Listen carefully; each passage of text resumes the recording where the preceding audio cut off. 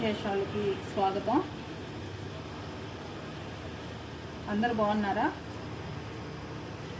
ఇప్పుడు నేను చూపిస్తున్నాను ఈ చెట్టు చూడండి. ఇది నేను ఎంతో ప్రేమగా పెంచుకున్న రోజా చెట్టు. ఈ చిన్న కుండీలో చూసారా కుండీ ఎంత ఉందో? ఇంత దాంట్లో ఇది ఎలా మొలిచింది అనుకుంటున్నారా? రోజా కొమ్మ పెట్టానండి.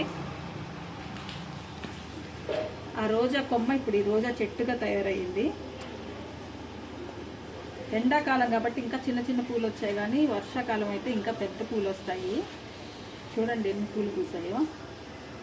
ఇది మా బాబు స్కూల్లో చదువుకునేటప్పుడు ఏదో ప్రోగ్రామ్ కోసం తెచ్చుకున్నాడు. దాన్ని అలా షోకేస్లో పెట్టున్నాను. తర్వాత ఎందుకో అనిపించింది కొమ్మ పెడతాము అని.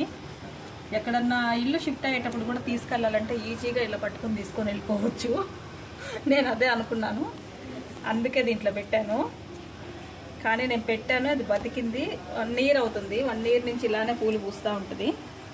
చూడండి ఇప్పుడైతే 1 2 3 4 5 6 7 8 పూలు పూసాయి. ఇంకా మొగ్గలు కూడా ఉన్నాయి, చూస్తున్నారు కదా.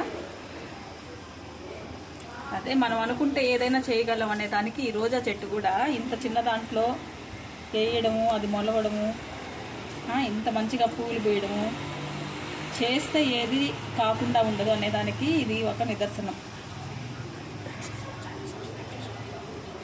ఓకే అండి, థ్యాంక్ యూ. మా ఛానల్ సబ్స్క్రైబ్ చేయండి, లైక్ కొట్టండి, ప్లీజ్ సపోర్ట్ చేయండి.